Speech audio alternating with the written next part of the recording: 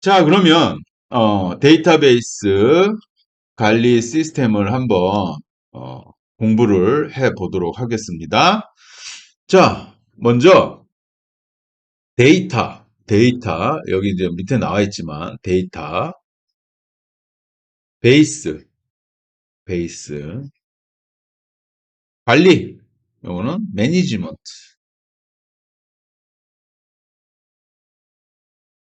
그다음에 요 시스템 이렇게 이렇게 이제 영어명이고요. 이걸 이제 줄여서 뭐라고 부르냐면 여기 보는 것 같이 D B M S 이렇게. 그래서 DBMS라고 이제 우리가 이야기를 합니다. 자, 이 DBMS 자, 여러분 이제 그래서 이제 구분을 좀 해줘야 돼요. 자, 먼저 데이터, 데이터, 데이터베이스,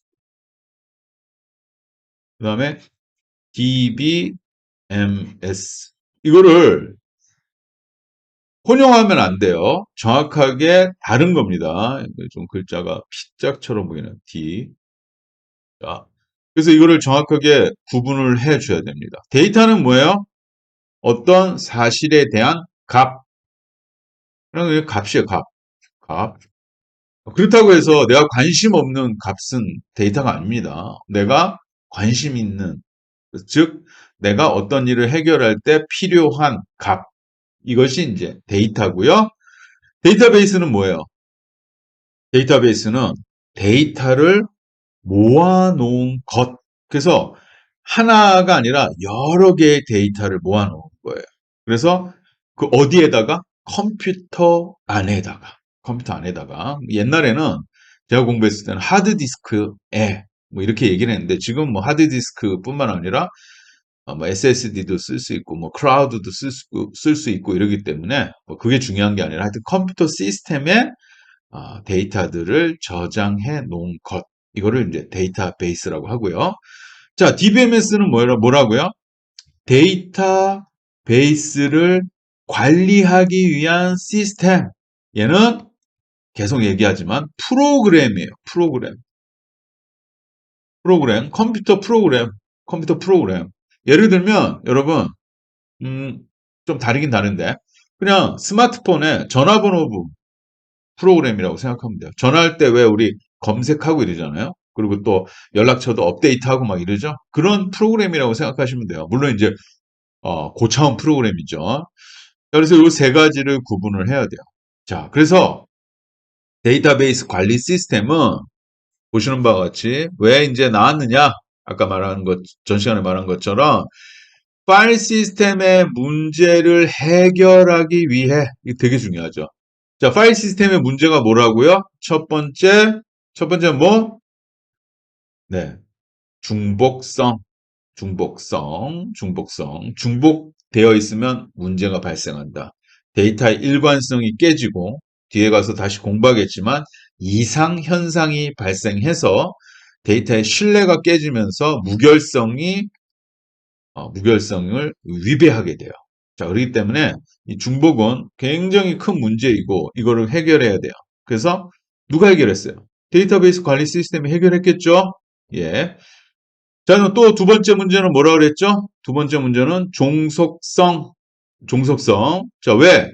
각각의 응용 프로그램마다 자기가 가지고 있는 데이터를 직접 가지고 있기 때문에 데이터의 구조가 바뀌게 되면 응용 프로그램도 바뀌어줘야 된다.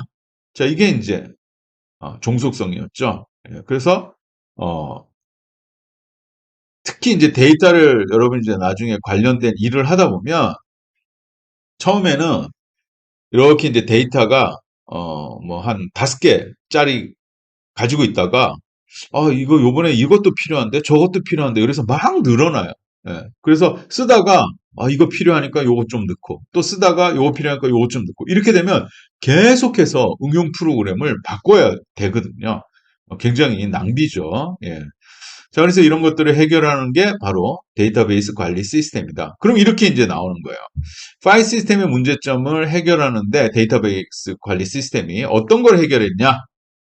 중복을 없애고 종속을 없앴겠죠. 예. 자, 그래서 이제 어떤 식으로 했는지를 이제 우리가 뒤에 살펴보겠습니다. 자, 그래서 조직, 뭐 회사든지 뭐 학교든지 여하튼 조직에 필요한 데이터를 데이터베이스에 통합하여 저장하고 관리함. 그래서 이 DBMS는요, 이 데이터를 다 모아서 데이터베이스로 만들고 이 녀석을 관리하는 소프트웨어라는 겁니다. 예, 소프트웨어라는 겁니다. 예. 자, 그럼 어떻게 하느냐? 이런 식으로 하는데요. 예를 한번, 좀 제가 들어볼게요. 예. 창고지기의 예를 한번 들어보겠습니다. 자, 여러분이 이제 회사에 취업을 했어요. 어, 자재를 관리하는 어떤 회사에 취업을 했어요. 특별히 이 나사를 생산하는 나사 있죠? 예, 나사, 볼트, 나사 뭐 이런 것들을 생산해내는 회사에 취업을 했어요. 그래가지고 이제 딱 자재과에서 일을 하게 됐는데 첫날 출근하자마자 과장님이 부릅니다. 자, 홍길동 씨 일로 와보세요. 자, 우리 지금 회사 창고가 있는데 창고에 가서 나사, 나사 10mm짜리 나사 5개, 뭐 그다음 5mm짜리 나사 10개를 좀 찾아오세요. 그래가지고 이제 창고에 갔어요. 창고에 가니까 완전히 막 엉망진창으로 관리가 안 되어 있는 거예요. 그래서 하루 종일 10mm 나사, 5mm 나사를 찾는데 하루 왼종일 걸려서 찾았어요. 그래가지고 과장님한테 겨우겨우 찾아서 여기 있습니다 하고 냈더만 과장님이 아이고 미안해요 홍길동 씨 15mm 나사도 한 4개만 더 찾아오세요. 이런 식으로 하는 거예요. 열 받아요 안 받아요? 첫날부터. 그래가지고 뭐 집에도 못 가고 그런 일이 계속 반복되는 거예요. 너무 홍길동이 스트레스를 받은 거죠. 그래서 이제 아이디어를 낸 겁니다.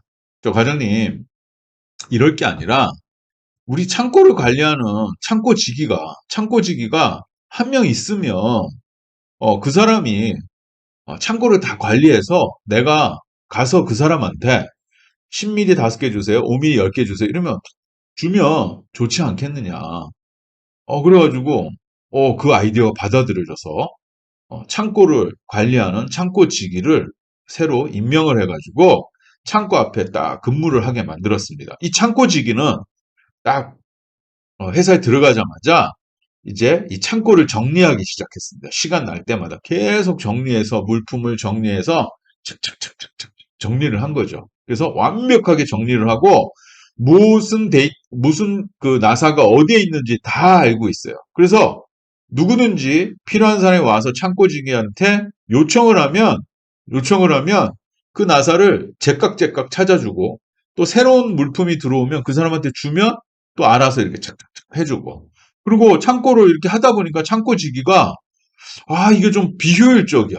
이게 좀 위치를 바꾸면 좋을 것 같아요. 그래서 위치를 이렇게 또 바꾸기도 하고 그리고 요번에는 새로운 나사가 예를 들어서 40mm짜리 나사를 들여와서 또 10mm와 또 50mm 사이에 이렇게 배치를 하고 그렇게 해도 우리는 상관없어요. 그냥 창고지기한테 가서 뭐 주세요라고 얘기만 하면 준다는 거죠. 자, 이게 바로 파일 시스템과 데이터베이스 관리 시스템의 차이라고 할 수 있습니다. 파일 시스템은 내가 창고에 가서 직접 나사를 찾는 거예요.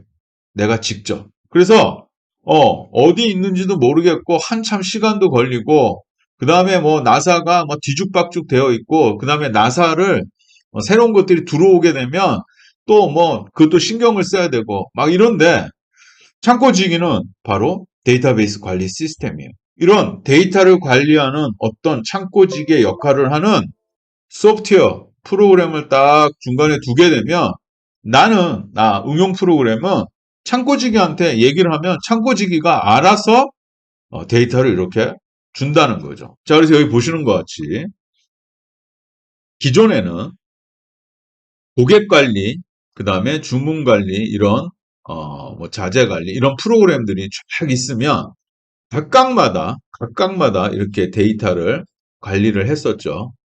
이렇게 되면 이제 엄청나게 많은 중복성과 종속성이 문제가 된다고 얘기했는데, 이런 식으로 이제 하지 않고 데이터들을 한 번에 이렇게 쭉 모은 거예요. 데이터베이스. 그래서 데이터들을 쫙 모았어요. 이런 식으로.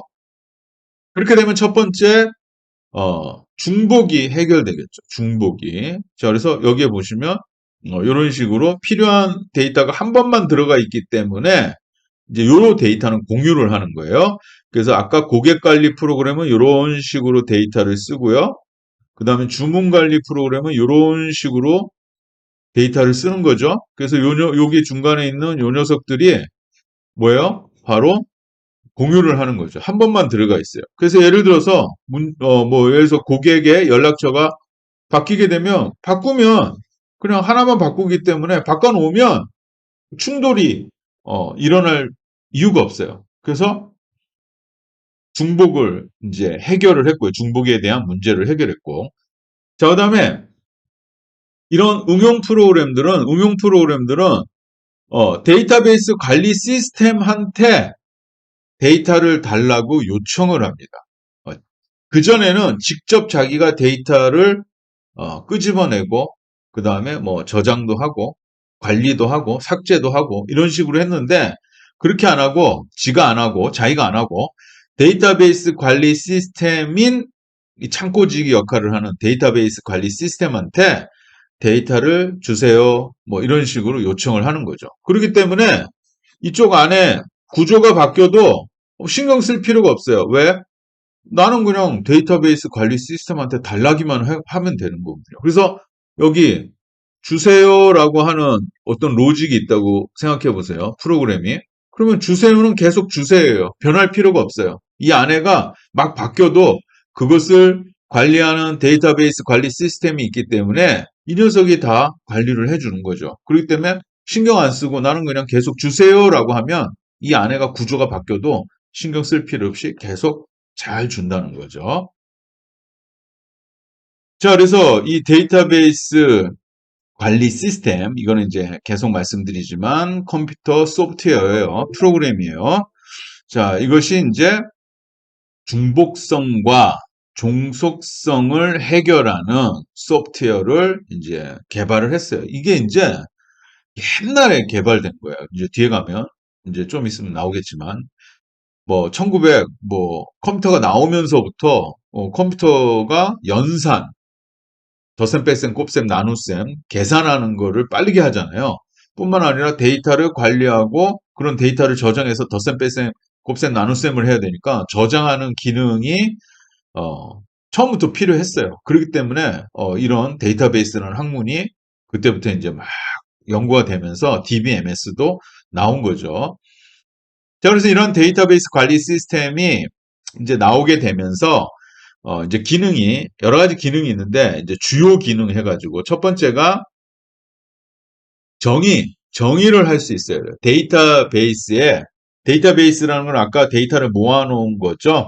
이 구조를, 이제 내가 어떤 구조를 쓸 거야 라고 해주면 그 구조가 만들어져야 되겠죠. 그래서 이러한 데이터베이스 구조를 정의하거나 만들거나 수정, 뭐 변경하거나 또는 삭제도 할 수가 있죠. 그래서 이 구조를 정의하는 기능이 있고요. 그다음에 조작 기능이 있어요. 그래서 조작 기능은 데이터를 삽입, 삭제, 수정, 검색하는 연산을 하는 거예요. 그래서 데이터 구조를 만들고 거기 안에다가 이제 데이터를 집어넣어야 되겠죠. 그래서 아까 고객의 아이디 뭐 이름 어쩌고저쩌고 이렇게 나오고 거기에는 이제 고객 이름을 하나씩 집어넣어야 되겠죠. 홍길동, 김유신, 이순신 이런 식으로 데이터를 집어넣기도 하고 삭제도 하고 그 다음에 뭐 검색도 하고 이런 것들을 조작이라고 합니다. 그래서 정의, 조작, 그다음 마지막으로 제어. 그래서 데이터를 항상 정확하고 안전하게 그래서 제어를 하는 겁니다. 뭐 실시간으로 데이터를 받을 수도 있고 그다음에 보안도 할 수 있고 그다음에 속도도 이렇게 빠르게 할 수 있고 뭐 이런 기능들을 제어 기능이라고 해요. 그래서 이제 데이터베이스 관리 시스템의 주요 기능을 이렇게 이제 세 가지로 둘 수가 있습니다. 그래서 우리가 이제 뒤에 뒷부분에서 이제 이 데이터베이스를 관리하는 여러 가지 방법들을 공부를 할 건데 정의하는 것도 공부를 할 거고요. 조작하는 것도 공부를 할 거고 제어까지는 이제 하진 않을 거예요. 제어는 이제 그 실무에 직접 들어가 있는 사람들이 필요한 거기 때문에 제어까지는 하진 않고 정의 조작하는 것들은 우리가 실제로 한번 해볼 예정입니다. 자, 그러면 이제 이 데이터베이스 관리 시스템의 장단점을 한번 보도록 하겠습니다. 자, 장점은 파일 시스템의 단점이 바로 데이터베이스 관리 시스템의 장점이 되겠죠. 자, 그래서 첫 번째 장점은 중복을 통제할 수 있다. 그래서 중복되어서 발생하는 문제가 파일 시스템의 문제였는데 이러한 문제를 해결하는 게 데이터베이스 관리 시스템이고 이 녀석은 통합해서 데이터를 관리하기 때문에 데이터의 중복에 의해서 발생하는 문제가 없다라고 생각하시면 됩니다. 그래서 우리가 뒤쪽에서 이제 데이터베이스 관리 시스템에 데이터를 집어넣을 건데, 그러면 그 집어넣기 위해서는 어떤 모양으로, 그래서 이제 정의를 해야 돼요. 데이터 구조를. 그때 이제 그냥 아예 없애는 방법을 이제 우리가 공부를 할 겁니다. 그래서 중복되어 있는 데이터를 어떤 식으로 구조를 만들면 중복이 없어진다. 그래서 그런 것들을 공부를 할 거거든요. 그래서 이런 데이터베이스 관리 시스템에는 중복을 통제할 수 있어요. 물론 중복해서 저장해 놓은 것들을 우리가 이제 그렇게 이제 좀 해결을 해줘야 돼요. 자, 그다음 두 번째 파일 시스템 문제점이 뭐라고 그랬죠? 종속성이라고 그랬어요. 종속성. 자, 이거를 해결하는 게 이제 바로 독립성이겠죠. 자, 그래서 데이터베이스 관리 시스템은 데이터의 독립성을 확보할 수 있다.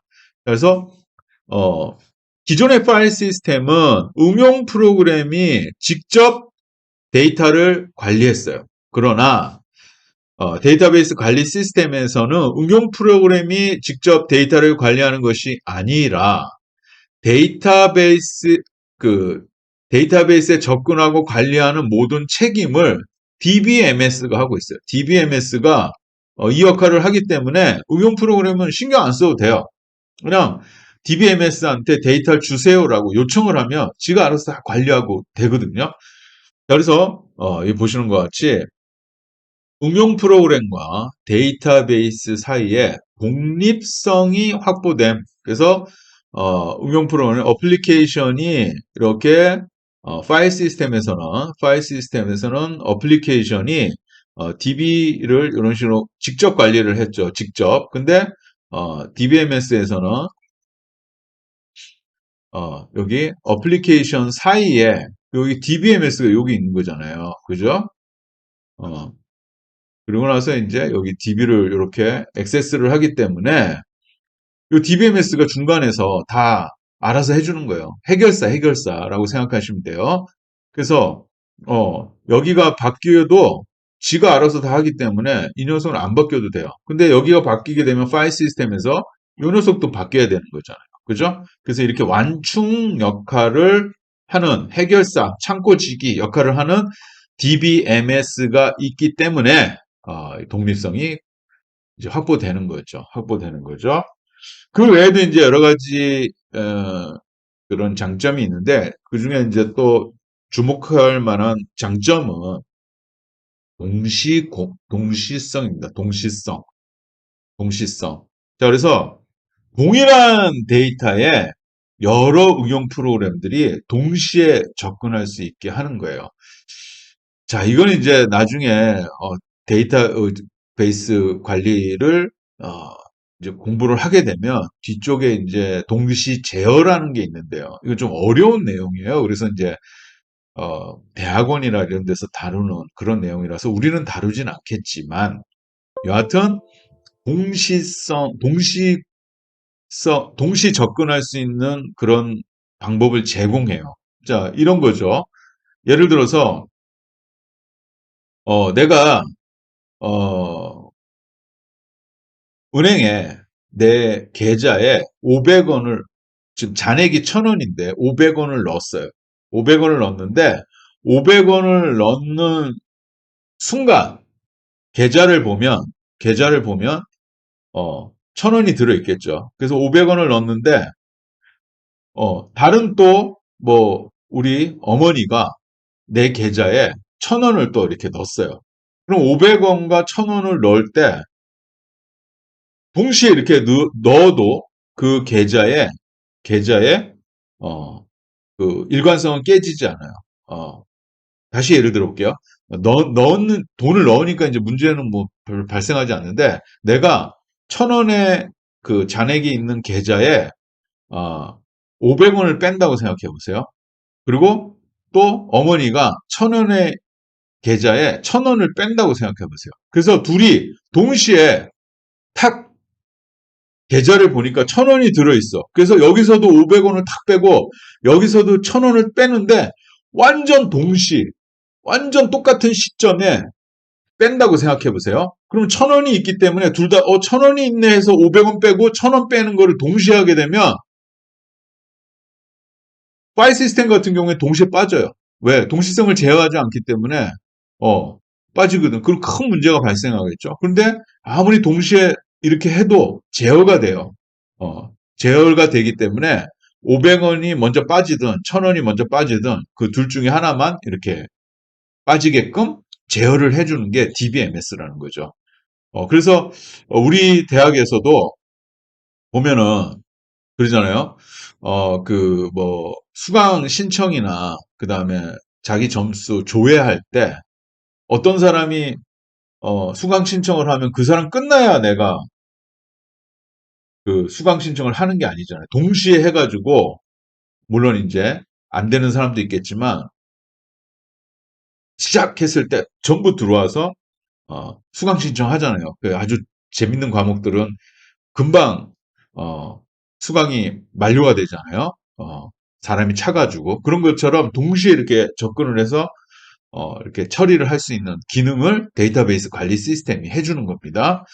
자, 이런 것들이 있고요. 그 다음에 이제 마지막으로 데이터 보안이 향상된다. 그래서 이제 지금 데이터를 이렇게 이제 해킹하거나 이런 여러 가지 이제 문제들이 많이 발생하는데 DBMS가 100% 완벽하진 않지만 그래도 이제 데이터 보안을 향상시킵니다. 특별히 중복해서 가지고 있는 것이 아니라 하나에 다 모아서 이렇게 가지고 있기 때문에 효율적으로 얘를 관리할 수 있겠죠. 그래서 어 이제 효율적인 접근 제어도 가능하고 그다음 또 하나는 이제 뭐냐면 권한이라는 게 있어가지고 이 데이터에 접근할 수 있는 사람들에 따라 권한을 줘서 그랜트라고 하는데 그런 것을 주어서 보안을 그 관리를 할 수도 있습니다. 요 아까 말씀드린 이 동시성이나 보안 이런 것들은 이제 뒤쪽에 대학원에서 다루는 것들이기 때문에 우리는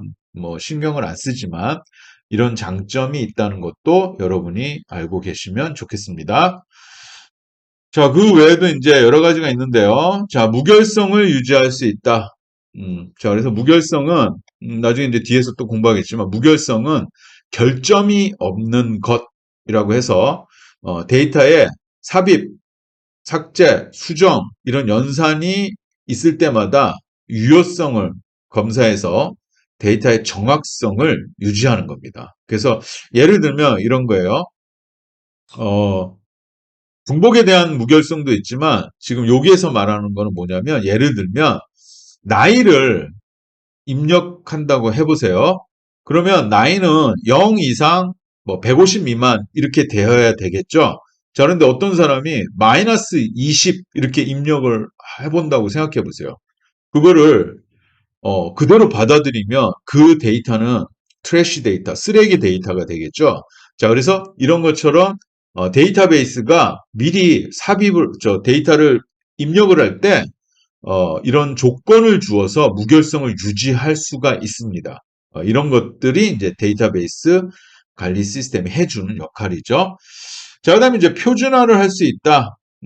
자, 그래서 데이터베이스 관리 시스템이 정한 표준화된 방식을 통해 데이터베이스에 접근을 한다.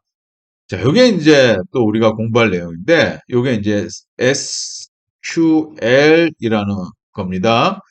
자, 그래서 SQL, 이 표준화된 여러 가지 방법을 통해서 데이터베이스를, 이렇게 다룰 수 있어요. 자, 이게 무슨 말이냐면, 자, 데이터베이스 관리 시스템은 뭐라고 했어요? 소프트웨어라고 했어요. 소프트웨어. 그러면 소프트웨어라는 거는 여러 회사에서 만들겠죠? 그죠?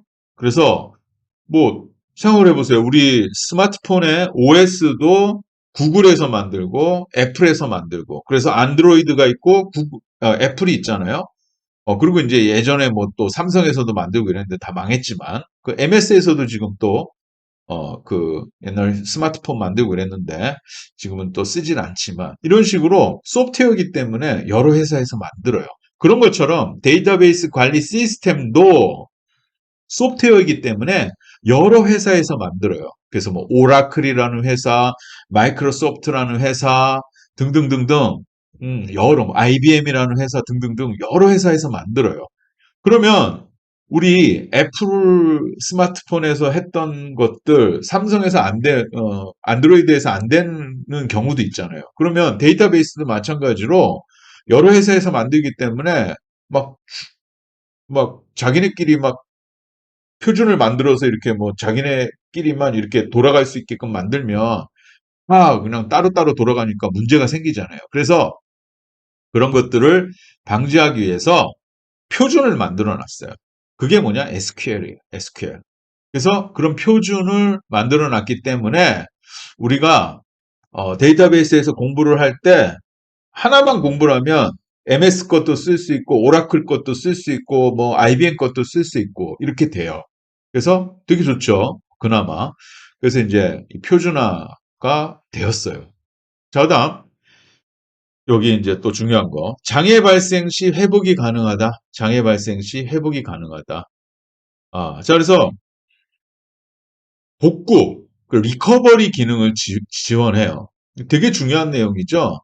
여러분, 뭐, 이제, 나이가 어떻게 되는지 모르겠지만, 옛날에 미국에 되게 오래됐죠. 9.11 사태라고 해서, 비행기를 하이제킹 해가지고, 쌍둥이 빌딩에 이렇게 테러를 일으켜서 쌍둥이 빌딩이 무너지는 그런 참사가 일어났었죠. 그때 거기가 이제 그라운드 제로라고 하는데 그 쌍둥이 빌딩이 그 아주 맨하탄의 그 금융의 중심가에 있던 빌딩이었죠. 거기에 은행들이 많이 들어가 있었어요. 그래서 거기를 폭파시키는 이유가 그 경제를 마비시키기 위해서 그쪽에 이제 테러를 감행한 거죠. 그때 생각을 해보세요. 은행에 서버가 있었을 건데 그 서버가 터져가지고 은행에 있는 정보 다 날아가면 뭐 완전히 경제가 마비가 됐었겠죠. 그런데 그렇게 안 하고 뭐 이제 시스템이 분산되어 있고 그 다음에 장애가 일어나면 복구를 하게끔 되어 있고 뭐 이런 식으로 되어 있어서 테러는 발생했지만 경제적인 어떤 큰 문제는 발생하지 않았죠. 그런 것처럼 이 데이터베이스도 장애가 발생할 때 리커버리가 돼요. 리커버리가. 그래서 그 전으로 돌아갈 수 있게끔 해놨어요.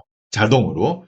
그래서 이런 식으로 이런 기능들이 있고요. 그 다음에 이제 마지막으로 응용 프로그램 개발 비용이 줄어들죠. 아까는 여기 그 응용 프로그램이 어플리케이션이 직접 데이터를 관리하는 이런 식으로 이제 구조가 되어 있었는데 이 중간에 DBMS가 이런 식으로 들어가게 되면서 이렇게 되는 거죠.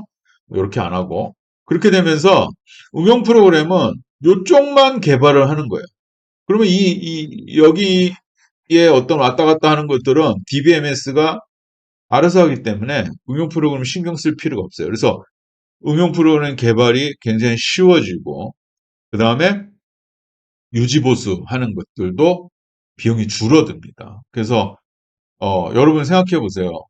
여러분이 스마트폰에 연락처를 관리하는 프로그램, 전화번호부를 만든다고 생각해 보세요. 전화번호 모양도 만들어야 되고, 기능도 만들어야 되고, 게다가 데이터를 저장하고, 뭐 관리하는 것까지 다 만들어야 되는데, 그럴 필요 없이 어, 모양 만들고 기능 만들고 데이터 관리하는 것은 자기가 안 하고 DBMS한테 그냥 데이터만 요청하면 받을 수 있게끔 하면 훨씬 더 프로그램을 쉽게 만들 수가 있는 거죠. 자, 이런 식으로 되어 있어요. 자, 이것이 이제 장점이고요. 그럼 단점은 뭐겠어요? 단점은 돈이에요, 돈. 예. 소프트웨어를 살려면 돈이 필요하죠. 자, 그래서 비용이 많이 들어요. 자, 우리 대학에도 데이터베이스 관리 시스템이 있습니다. 그래서 여러분의 데이터를 관리하는 데이터베이스 관리 시스템, 오라클이라는 회사의 제품이 들어가 있는데, 물론 이제 MS 것도 써요. 그래서 이런 제품들이 굉장히 고가예요. 막 한 카피당 뭐 1억 원, 뭐 사용 유저 수 따라 다른데 뭐 1억 원, 뭐 몇천만 원 이런 식으로 비용이 많이 듭니다. 뭐 더 큰 조직에서는 더 큰 금액이겠죠. 그래서 이 데이터베이스 비용이 컴퓨터 시스템 구축하는데 굉장히 많이 드는 포션 중에 하나입니다. 그래서 비용이에요, 비용. 비용이 이제 굉장히 많이 들고요. 그다음에 이제 이 백업과 회복 방법이 복잡해요. 그래 복잡해요. 아무래도 소프트웨어이고 굉장히 여러 가지 기능을 하는 거기 때문에 이 녀석이 복잡해요. 복잡해요. 그래서 이걸 배워야 돼요. 배우고 그거를 관리하는 사람이 따로 관리자가 있을 정도로. 자, 그다음에 이제 아까 말한 것처럼 중앙 집중 관리를 하기 때문에 보안에 좋다라고 얘기하지만 오히려 이렇게 중앙에서 이렇게 관리를 하기 때문에 여기만 뚫어버리면 전체 그냥 시스템이 다 마비가 되는 것도 문제가 되겠죠. 그래서 데이터베이스의 의존도가 높은 시스템일수록, 자, 데이터베이스 의존도가 높은 시스템일수록 이게 치명적인 문제가 될 수가 있는 거죠. 그래서 양날의 검이에요. 예, 이런 단점들이 있습니다. 그래서 단점과 장점 이렇게 구분해 놨는데 한번 쭉 보시고 중요한 것들만 기억하면 됩니다. 그래서 단점은 그냥 비용이라고 생각하시면 되고 장점은 중복성, 독립성. 그래서 종속성을 제거한 독립성. 뭐 이 정도만 아시면 될 것 같아요. 자, 그래서 이런 데이터베이스 관리 시스템의 장점과 단점을 살펴봤고요. 이런 데이터베이스 관리 시스템은 소프트웨어이기 때문에 처음에 딱 만들 때 짠 하고 지금 쓰는 소프트웨어가 나온 것이 아니라 계속해서 발전을 해왔어요. 안 그렇겠어요? 우리가 스마트폰도 예를 들어서 OS 버전 낮을 때와 지금 높을 때 여러 기능들이 추가되잖아요. 그런 것처럼 DBMS도 소프트웨어이기 때문에 기존에는 굉장히 기능이 없었는데 점점점 세대를 거치면서 기능이 좋아졌어요. 뿐만 아니라 제일 중요한 것은 개념, 그 DBMS를 어떤 식으로 만들 것인가 하는 철학, 개념, 모델이라고 얘기하는데 이런 그 개념이 바뀌었어요. 그래서 처음에는 어떤 식으로 했냐면 네트워크, 네트워크라는 걸 이용했어요. 네트워크. 네트워크는 여러분 뭐 고민할 필요 없어요. 왜 우리 도형과 도형을 선으로 연결하잖아요. 그게 네트워크예요. 그래서 이런 식으로 고객, 뭐 상품, 직원, 부서 이런 것들을 어, 선으로 그래프 형태로 이렇게 만든 게 네트워크예요. 네트워크. 그리고 그때 이제 네트워크랑 비슷한 게 계층, 그래 하이라키칼 DBMS라고 하는데 얘는 트리의 구조, 그 옆트리 나무 구조죠. 이런 식으로 나무 구조가 이렇게 나무가 생겼잖아요. 그래서 위에서부터 이런 식으로 그래서 뭐 할아버지, 아버지, 뭐 어머니, 그다음에 뭐 나, 뭐 이런 그다음 뭐 또 밑에 손주 뭐 이런 식으로 위에서 아래로 이렇게 가지치기를 하면서 그 트리 모양으로 나온 것이 이제 계층 딥인데 1세대 때는 이런 식으로 어, 그래프 형태로 그 데이터를 모델링 했어요. 그리고 계층으로 데이터를 모델링 했어요. 이런 식으로 이제 쓰다가 2세대에 들어와서 이제 이게 우리가 쓰는 거예요. 관계 DBMS. 관계는 사실 우리나라 말이라서 이제 이게 좀 헷갈리는데 relation이야. 관계, relation. 그래서 relation DBMS라고 해서 관계 DBMS 방식을 썼어요. 이게 뭐냐? 딴 건 다 필요 없고요. 그냥 표라고 생각하면 돼요. 표, 표. 그럼 모든 데이터를 표 모양으로 만든 겁니다. 자, 그래서 첫 번째는 그래프로, 그 다음에 트리 구조로 이렇게 만들었다가 이제 2세대 때 표 모양으로 만들었어요. 이거 이제 우리가 공부할 거예요. 표 모양, 관계 DBMS. 그래서 웬만하면 이제 관계 DBMS라고 생각하면 돼요. 그리고 이제 나온 것이 3세대 객체 지향이 나왔어요. 객체 지향. 객체 지향. 이건 뭐냐면 모든 정보를 객체로 모델링 하는 겁니다. 그래서 이제 이게 막 제가 처음 대학교 다닐 때 막 대학원 다닐 때 엄청나게 막 이슈가 됐었죠.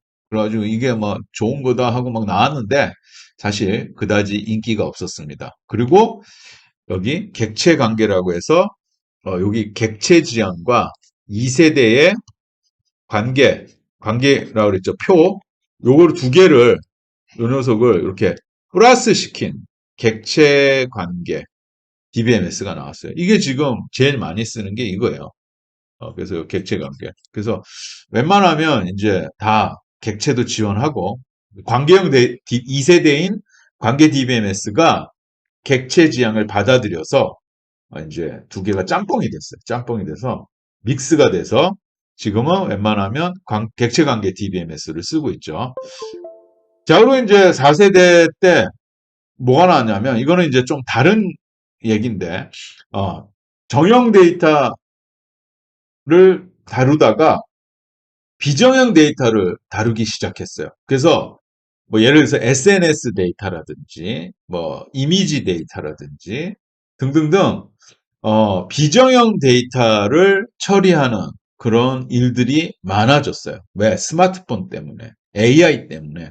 그래서 그런 데이터를 처리한 그런 데이터들은 모양이 딱 정확하게 이렇게 표 모양으로 만들 수가 없어요. 그래서 아까 관계 DBMS는 표 모양이라고 그랬잖아요. 표 모양은 어때요?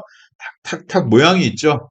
그런 거 있는데 그런 이제 모양을 갖추지 않은 비정형 데이터가 막 생겨나기 시작하니까 그런 걸 처리하기 위해서 이제 NoSQL 그다음에 뭐 이런 것들 NewSQL 뭐 이렇게 그래서 NoSQL을 NoSQL이라고도 하고요.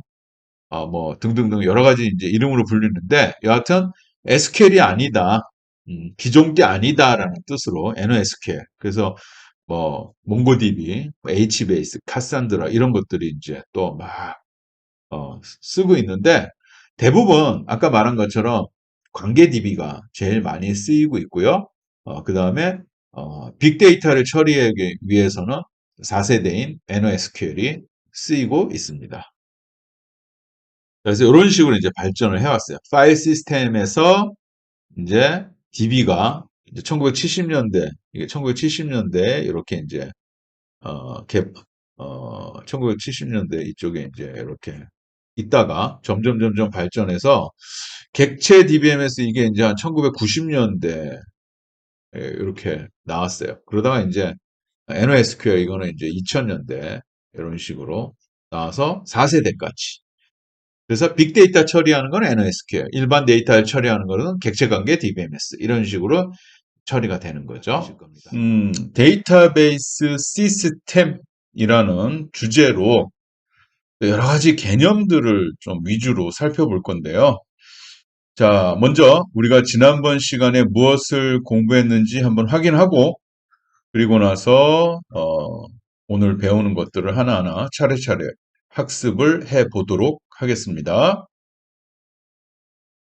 자, 지난번 저희가 공부했던 내용은 파일 시스템과 데이터베이스 관리 시스템을 공부를 했습니다. 기억나시죠? 예. 파일 시스템이라는 거는 그냥 일반적인 그 파일 형태로 데이터를 저장하는 방법이었어요. 그래서 응용 프로그램이 자기가 필요한 데이터를 직접 저장하고 관리하는 그런 방법이었죠. 거기에는 큰 문제가 생겼다고 했는데 그 문제의 원인이 되는 게 이 중복과 그다음에 이 종속이었습니다.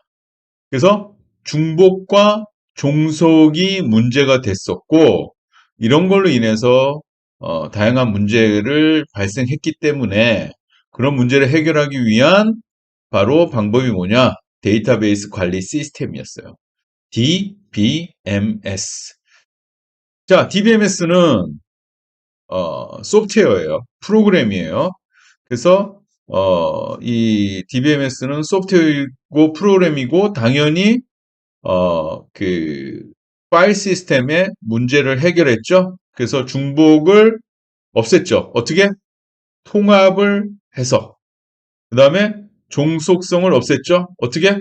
자기가 응용 프로그램과 데이터베이스 사이에 전담을 함으로써 이런 문제를 해결했어요. 그래서 이제 우리가 데이터베이스 관리 시스템 DBMS를 공부를 했고요. 그래서 장점이 당연히 파일 시스템의 단점이 장점이었죠. 그래서 중복을 없앴죠. 통합을 했고요. 그 다음에 독립성을 이제 종속성을 버리고 독립성을 확보할 수 있도록 자기가 중간에서 전담을 했죠.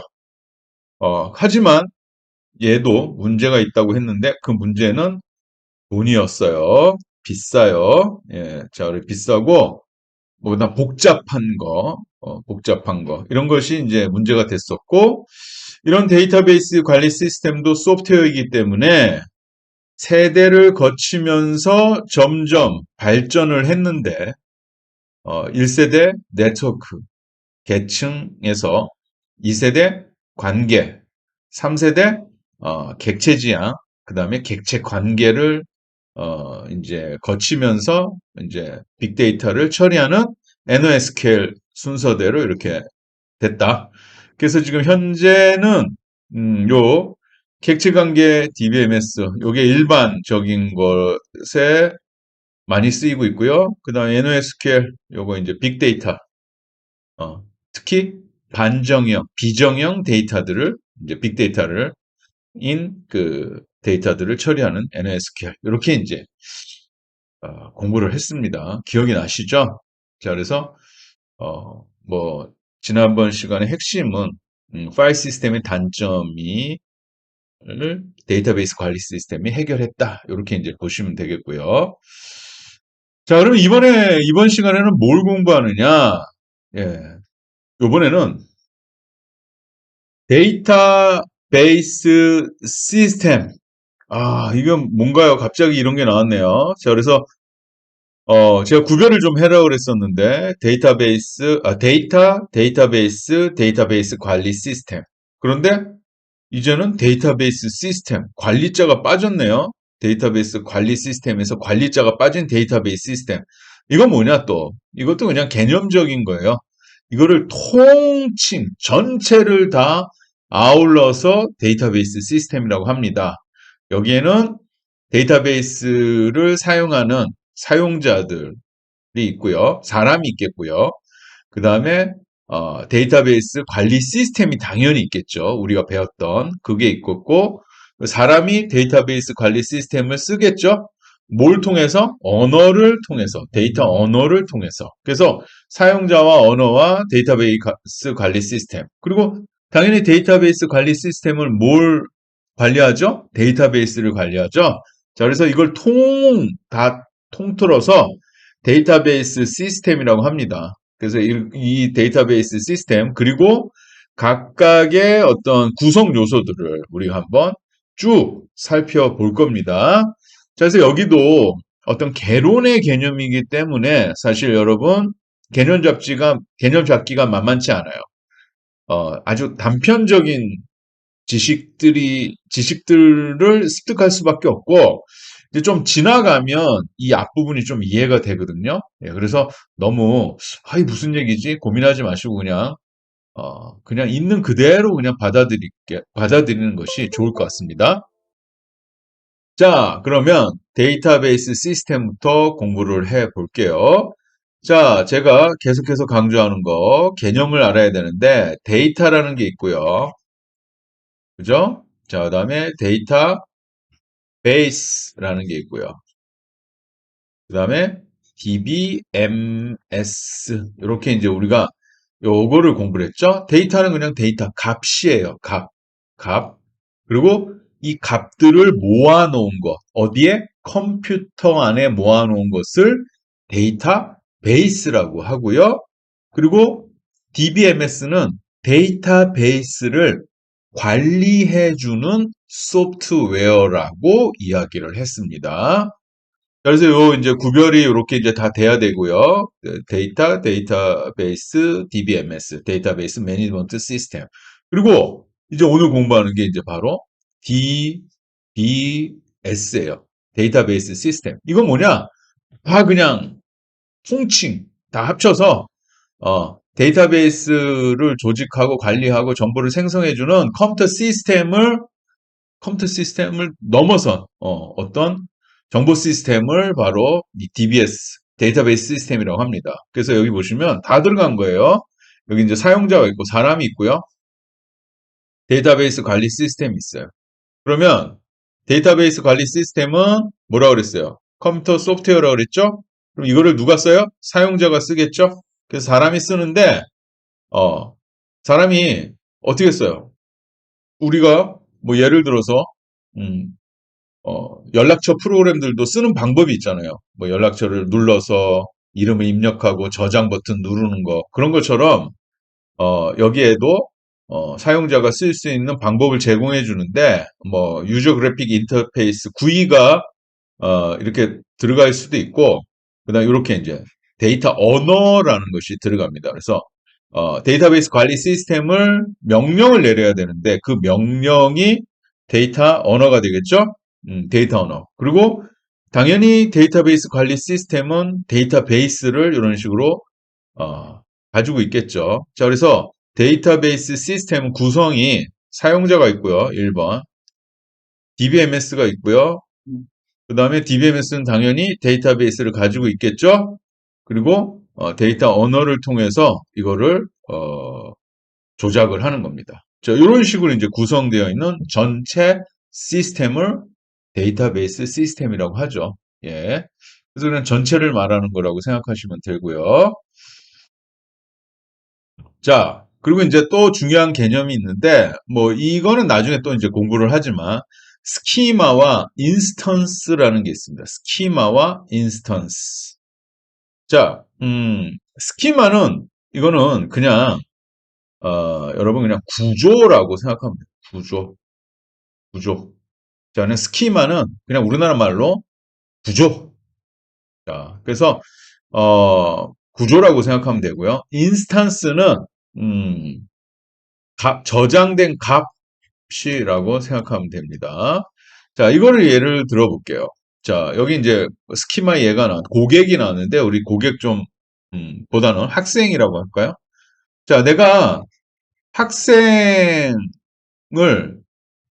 학생 데이터를 저장하고 싶어요. 그러면 일반적으로 학번이 있겠고요. 학번이 있고, 이름, 뭐, 그 다음에 성명, 학년, 뭐 이런 식으로 데이터를 모아서 우리가 저장을 해야 되겠죠. 그래서 요런 요렇게 된 이제 구조를 만들어야 돼요. 이게 정의를 해야 되는데 이런 식으로 구조를 만들어야 돼요. 구조를 만드는 요 부분 요거를 뭐라고 하느냐? 이 구조를 스키마라고 해요. 스키마. 그래서 구조를 만들어 놓으면 여기에 이제 실제로 데이터가 하나씩 들어가겠죠. 그래서 여기에 이제 예를 들어서 학번이 1번 이름이 이순신 어, 이름 성명 똑같네요. 예, 예. 요거는 학과라고 합시다. 학과. 학과라고 합시다. 예, 제가 실수했네요. 자, 학과 예를 들어서 신학과 학년 3학년. 그다음에 뭐 예를 들어서 학번 2번 요번에는 뭐 김유신 그래가지고 요번에는 뭐 음악과 2학년. 이런 식으로 데이터를 막 가지고 있겠죠? 요렇게 달린 하나하나의 데이터를 값을 뭐라고 하느냐? 인스턴스라고 합니다. 인스턴스. 인스턴스. 요거는 스키마. 그래서 구조가 정해지면, 스키마가 정해지면 그 안에 데이터들이 하나씩 착착착착 들어가는데 그 하나하나를 인스턴스라고 합니다. 자, 그래서 이런 식으로 이제 데이터베이스는 이런 식으로 구성이 돼요. 그래서 앞에 요 부분, 요 데이터베이스 안에 스키마와 인스턴스들이 들어있다. 이렇게 이제 이해하시면 되고요. 자, 그 다음에 3단계 데이터베이스 구조라고 해서 이거 굉장히 뭐 시험에도 많이 나오고 국가고시에도 많이 나오고 아주 단골이에요, 단골. 3단계. 자, 그래서 이제 미국의 표준화 기관인 NC라는 데서, NC 스팍이라는 데서 제안을 했는데, 표준화 기관이에요. 데이터베이스 관련 여러 가지 표준화를 담당하는 기관인데, NC라고 하는데, 자, 이 데이터베이스를 쉽게 이해하고 이용할 수 있도록, 그러니까 이해할 수 있도록 데이터베이스를, 이 부분이 중요합니다. 관점에 따라 세 단계로 나눈 겁니다. 3단계 데이터베이스 구조. 자, 그래서 여기 다시 요 데이터베이스요. 여기에요. 요 부분. 요 부분에 데이터 스키마와 데이터들이 들어있는데 보는 관점에 따라서 3단계로 구분을 해놨어요. 3단계로 데이터베이스에 저장된 데이터들을 3단계 구조로 이렇게 정의를 해놨어요. 자, 그래서 이게 그럼 각각이 무엇이냐? 자, 여기 보시면 어, external level, 외부 단계, 그 다음에 conceptual level, 개념 단계, 그 다음에 internal level, 내부 단계. 그래서 맨 위쪽에 외부, 그 다음 중간에 개념, 그 다음 밑에 내부, 이렇게. 그래서 이 3단계 데이터베이스 구조가 아닌 것은 뭐 이런 식으로도 객관식으로도 나오고요. 그 다음에 뭐 어떤 것은 무슨 단계에 속하는지 뭐 이런 식으로. 자, 이렇게 3단계로 나누었어요. 이게 이런 거를 뭐라 그러냐면 추상화라고 하는데 각각 단계별로 추상화했어요. 추상화라는 거는 자, 여러 가지 이제 설명을 할 수 있지만, 우리는, 뭐라고 설명할 수 있냐면, 추상화는 복잡한 것을 단순하게 표현하는 것을 추상화라고 할 수 있어요. 자, 그래서, 예를 들어서, 코끼리가 있어요, 코끼리. 코끼리가 있는데, 코끼리 여러분 사진 생각해 보세요. 코끼리 사진 생각해 보면, 되게 뭐 코끼리가 리얼한 사진이 있겠죠. 그런데 우리가 그림으로 그냥 예를 들어서 그런 식으로 이거 좀 조금 코끼리 같지는 않네요. 예, 그런 식으로 이런 식으로 그리면 이거 누가 봐도 코끼리 같이 보이죠. 네, 이렇게 이제 단순화해서 특징을 표현하는 것을 추상화라고 해요. 그래서 복잡하지만 딱 각 요 단계별로 어, 단순하게 표현을 하는 거예요. 단순하게 추상화를 제공을 하는 거죠.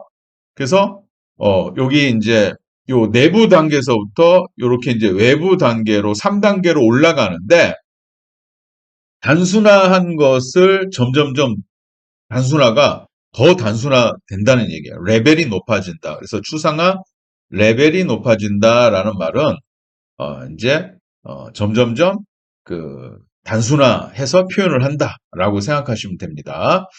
자, 그럼 이 3단계가 과연 무엇인지 한번 볼게요. 자, 아파트를 예를 들었네요. 아파트를. 자, 그래서 아파트를 우리가 생각을 하는 거죠. 그런데 어떤 사람의 입장에서는 아파트라는 것이 어떻게 보이는 게 다를 수가 있다는 거예요. 자, 예를 들어서 건설업체가 생각하는 아파트는 어때요?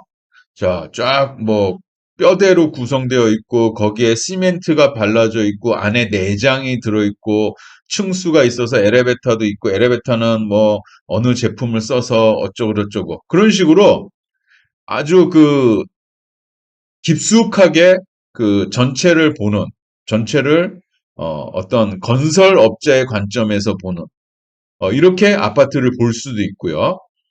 그 다음에 관리인은 아파트에 어때요? 어, 뭐, 몇 동 몇 호로 구성이 되어 있고, 그 다음에 빈집은 어디에 있고, 다 사람들이 살고 있고, 그 다음에 수돗물이 뭐 안 나오는 데는 여기가 안 나오고, 이런 식으로, 어, 그 관리인 관점에서 보는 아파트가 다를 수가 있죠. 그리고 마지막으로 각각의 집주인들은, 그냥 이 아파트를 누구네. 그래서 뭐 옆에는 뭐 명석이네. 뒷집은 뭐 유선이네. 이런 식으로 아파트를, 생각할 수가 있겠죠. 그래서 결론은 뭐냐? 같은 아파트라 하더라도 보는 사람의 관점에 따라서 어, 그 생각하는 게 다르다는 거죠.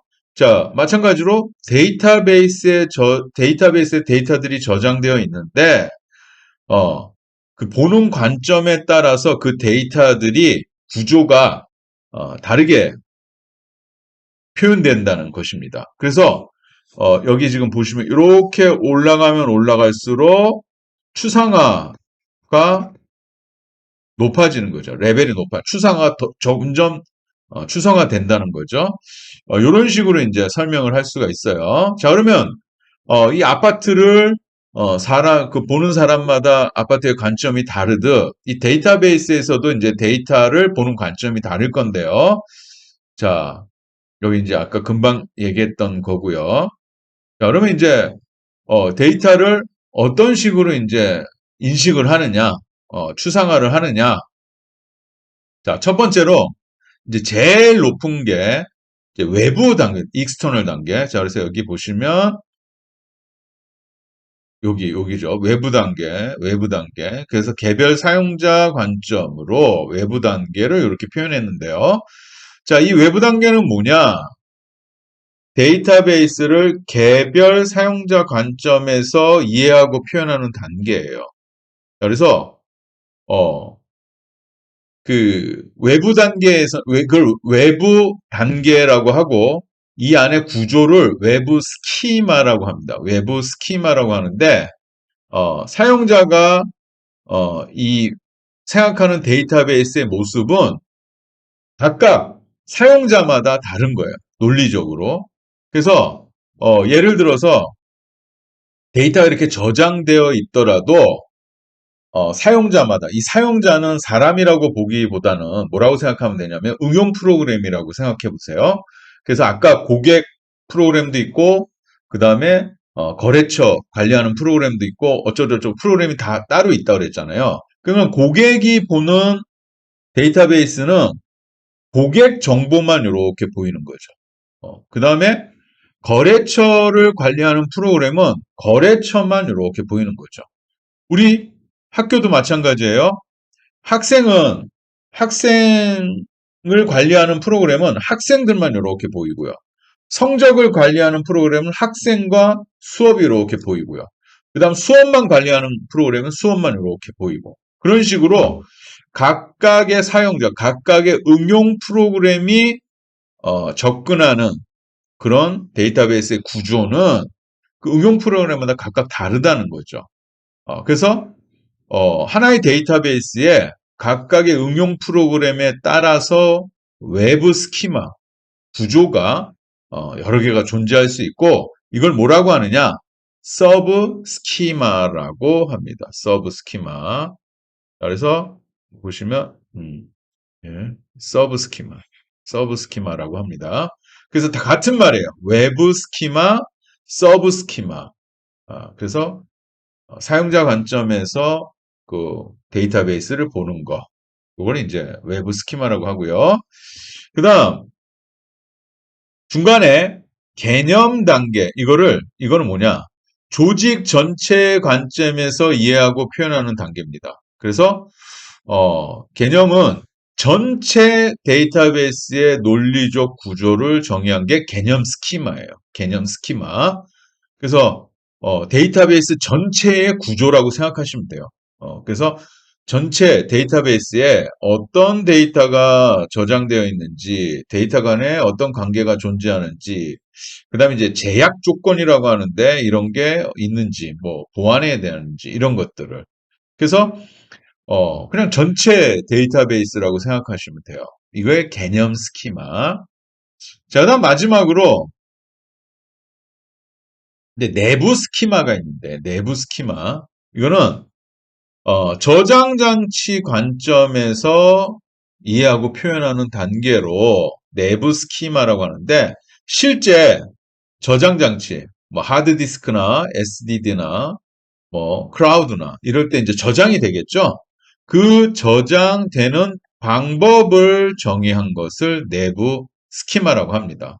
그래서 내부 스키마에는 데이터가 저장되어 있는데 예를 들어서 고객 이름이 고객 이름이 저장이 되어 있는데 고객 이름의 크기라든지 크기, 그 다음에 구조라든지, 그다음에 이 녀석이 실제로 하드디스크의 어디 부분에 저장되어 있어서 그 부분을 찾아서 들어가서 데이터를 빼온다든지, 뭐 이런 아주 뭐랄까, 굉장히, 그, 로우 레벨로, 낮은 레벨로 추상화된 것을 이제 내부 스키마라고 합니다.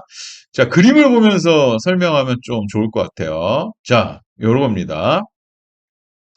자, 첫 번째로 이걸 먼저 설명을 해볼게요. 개념 단계는 조직 전체 관점에서 이 데이터베이스가 이렇게 하드디스크에 저장이 되어 있겠죠. 데이터베이스. 이 안에 이제 저장이 되어 있는 거예요. 이렇게 저장이 되어 있는데 이 전체를 개념 단계라고 생각하시면 돼요. 그래서 이런 식으로 번호, 이름, 이제 고객의 정보네요. 번호, 이름, 성별, 나이, 직업, 주소, 연락처가 이렇게 저장되어 있어요. 이거를 개념 단계라고 하고 여기서 본 구조, 이거를 개념 스키마.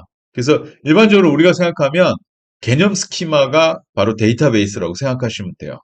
그런 식으로 이제 개념 스키마로 이렇게 이제 저장이 되어 있고요. 자, 요 안에 실제로 이 번호라고 하는 녀석이 저장이 이렇게 되어 있는데 번호는 크기가 4바이트고 옵셋이라고 하면 주소예요, 주소. 하드디스크 0번째에 저장되어 있고 인덱스라고 하는 거는 별거 아니고 번호를 빨리 찾기 위한 추가적인 정보라고 생각하시면 돼요. 그래서 인덱스가 있다. 이런 식으로 아주 로우 레벨에서 저장 장치 관점에서 이렇게 보는 거죠. 그래서 실제 하드디스크에 어떻게 저장되어 있는지를 나타내는 관점이 바로 내부 스키마, 내부 단계고요.